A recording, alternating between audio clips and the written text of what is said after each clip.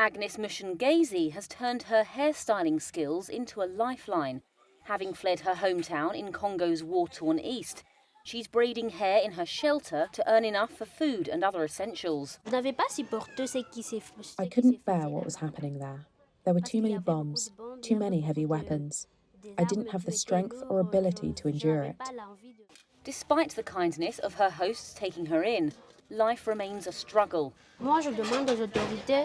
I ask the authorities and those who are responsible to do everything possible to end the war in our territory, because there are people still there who are suffering, and even we who are here are struggling. We have nothing to do, nothing to eat.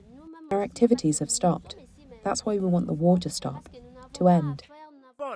Fighting between the Congolese army and Rwandan-backed M23 rebels in the east has killed thousands since early 2022, and Mushengezi is one of over 1 million people displaced by the conflict.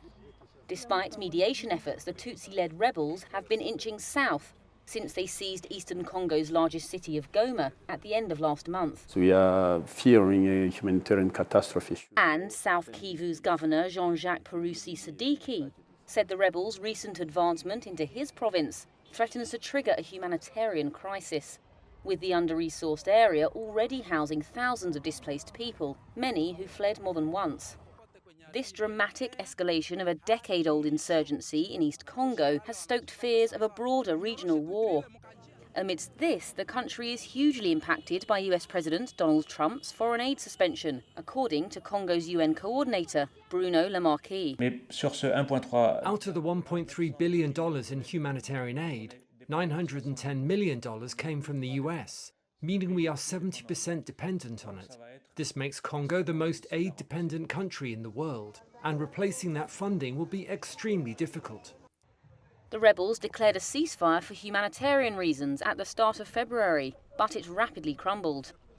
Congo's government said its troops had been attacked several times in different areas since a summit last week of Eastern and South African blocs aimed at defusing the crisis.